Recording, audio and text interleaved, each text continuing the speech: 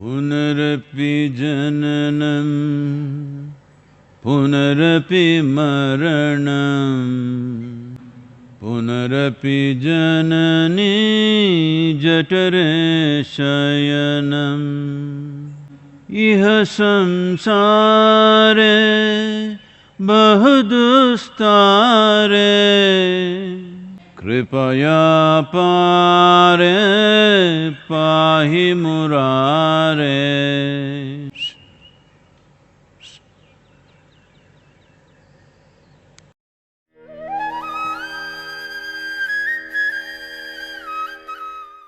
Sadhguru, in many of your books you labeled us as seekers, but to me some questions seem completely unanswerable. You talk about past life and future lives. To me it No, seems no, that I never spoke about future life. Do not accuse me of that. Never I have spoken about future life because past yes, but never past lives future. and future. Yeah, I'm just giving that as an example, say even past lives. But to me, certain questions seem completely unanswerable unless you said, for example, in one of your satsangs that you know.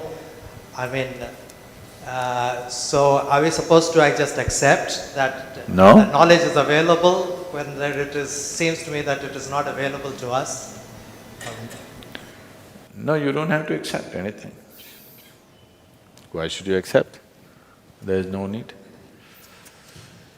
So, because right now, your situation is like this. Let's say you were imprisoned for 10 years. You are in a cell, always locked up. One day, somebody simply quietly came, opened the lock and they went away. But you won't get up and move out because you want a neon sign, this way to freedom. Otherwise you won't move. When you are like that, we have to say vulgar things like, I know. Otherwise you won't move.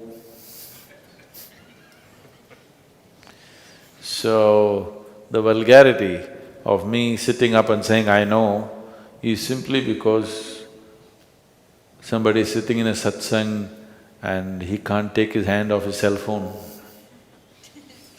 So, nothing wrong with the cell phone. Is there something wrong with the cell phone? This was made for our convenience, isn't it? A gadget is made for our convenience. It's very convenient or no? It is. So every convenience that we create is becoming a nuisance and a bondage in our lives. Because in your life, you're constantly seeking only bondage, please understand this. You're not seeking liberation. Wherever you go, you want to bond with something, isn't it? If you go on bond, you will become bondage as you age. What was a bond when you were young? Has it not become bondage as you age? All the time you're trying to bind yourself to something. So, when you're doing that, how will you know freedom? When you're investing in bondage, where is the possibility of knowing what is liberation? Please see, are you not always investing in how to bind yourself to something? You are.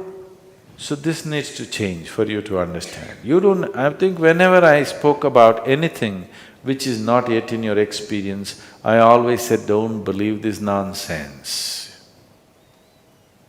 Just understand this much. Do I look like somebody who'll sit in front of a crowd of people and make a fool of himself? Do I look like that? No. So if somebody is saying something so ridiculous or absurd or unbelievable for you, you must say this, okay, he's talking all this rubbish, let me see, I want to know what this is all about. If you say that much, that's all we want. If you say, I want to know whether this is true or not, that's good enough. You don't have to say, oh, what he's saying is true, then you will miss it. If you believe me, you will miss it. If you disbelieve me, you will miss it. If you say, I want to know this, only then you will know it, isn't it? You don't have to know what I know. You have to know what is true. So, seeking will not come to you because you're suspicious about something.